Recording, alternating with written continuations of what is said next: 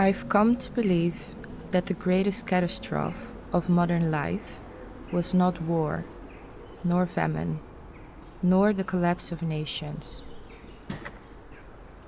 The catastrophe was visibility, not being seen, being visible.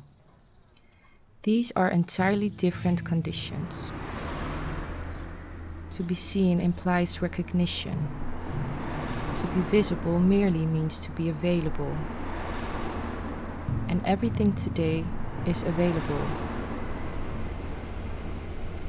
Every face, every thought, every desire, every hesitation. Nothing disappears long enough to become real. We have mistaken circulation for existence. We move endlessly through image and call it life. We produce endless versions of ourselves and call it identity. We document every experience and call it memory.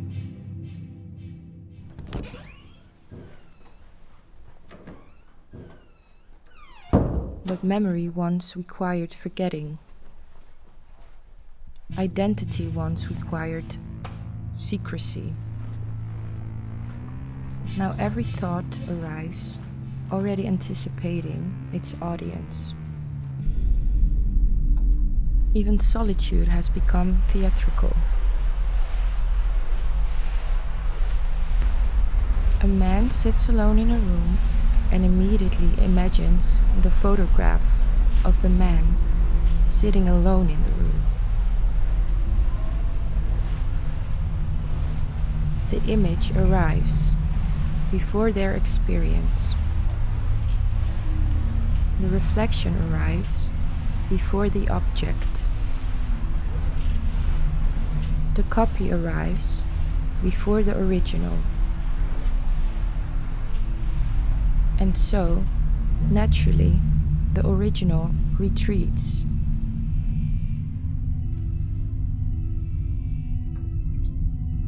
Or perhaps there never was an original.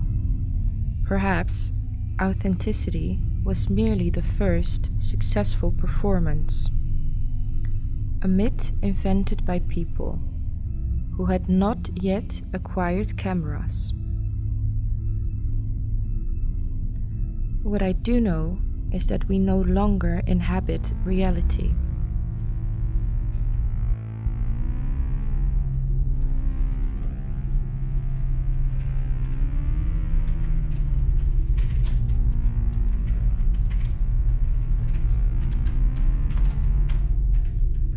Reality has become decorative, a nostalgic concept like silence or darkness or God.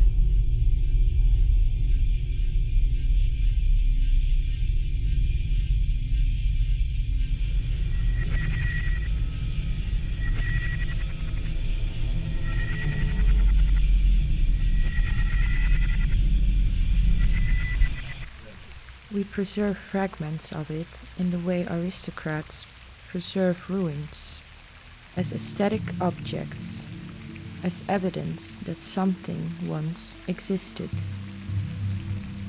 I look at people and no longer see people. I see rehearsals.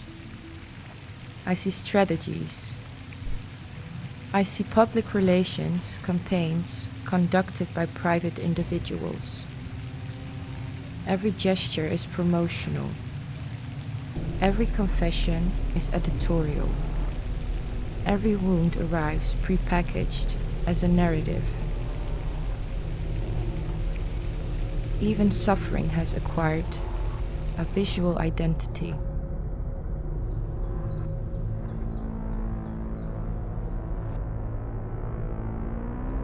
And yet, we continue speaking about sincerity. The word survives, no longer after the thing itself has vanished. Like the light of a dead star. What fascinates me is not that everyone is performing. Human beings always performed. What fascinates me is that nobody seems troubled by it. The prison has become so comfortable that its inmates have started decorating the walls. They call it self-expression. They call it freedom.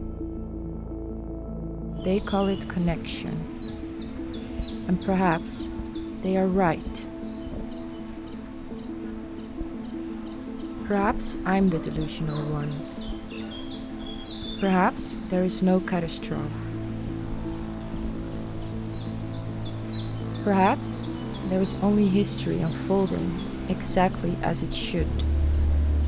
Perhaps every century invents its own apocalypse because it cannot bear the banality of continuity.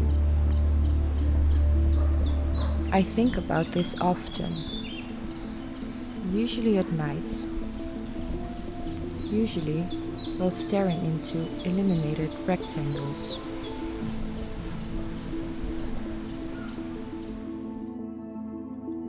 That is the embarrassing part. I am not outside of this. There is no outside of this.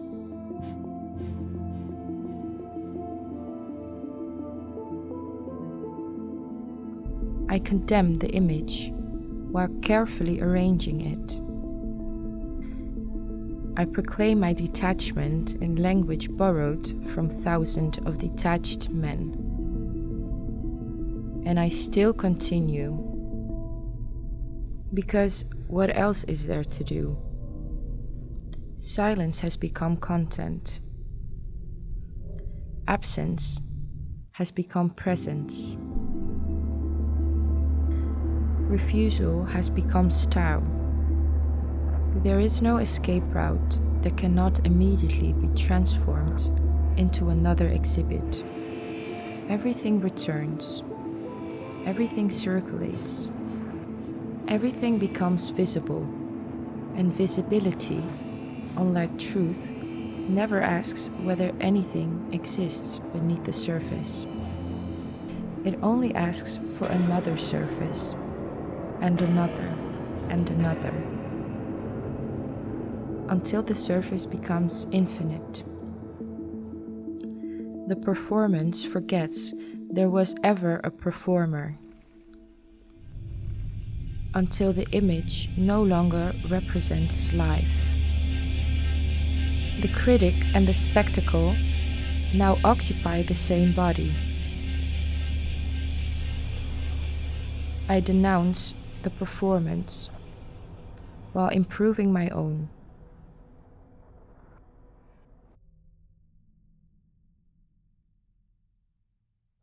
I've spent years rehearsing this moment, perfecting the angle of my face, the calibration of my voice, the exact amount of vulnerability required to appear authentic. Authenticity. What a disgusting word. I'm not lonely because I'm alone. I'm lonely because I'm observable. Because every thought arrives already formatted, already edited, already anticipating its reception. Even now I'm thinking about how it goes, how it lands, how it might be remembered, replayed, reduced. Do you understand what that does to a person? I really tried to disappear, to become what? A body? A presence? Something unmediated? But even silence is become a gesture. Even absence is now a form of participation. There is no outside. There is only a more desperate inside. And the worst part? The truly catastrophic part is that I cannot even locate the moment it happened. There was no rupture, no grand betrayal, no single lie. Just a slow, meticulous replacement. Thought by image, image by expectation, expectation by repetition. until I became something that resembles a person. But resemblance is not existence. Existence is a surface, a continuous apology for depth. I don't remember what it means to not be watched. I don't remember what it means to not anticipating being watched. And so I perform, not for you, not even for them, but for the possibility that someone, somewhere, might confirm that I'm still coherent. But I'm not coherent. I'm fragmented across expectations. I'm distributed across impressions. I am archived in versions that no longer belong to me. And you sit there consuming this, waiting for it to resolve, waiting for meaning, for catharsis. There is no catharsis. There is only an unbearable clarity that nothing here is original.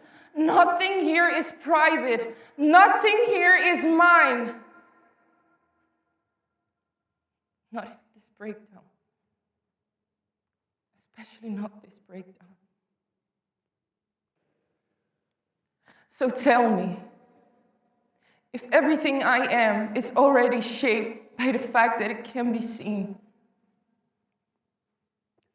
then what exactly remains when no one is looking?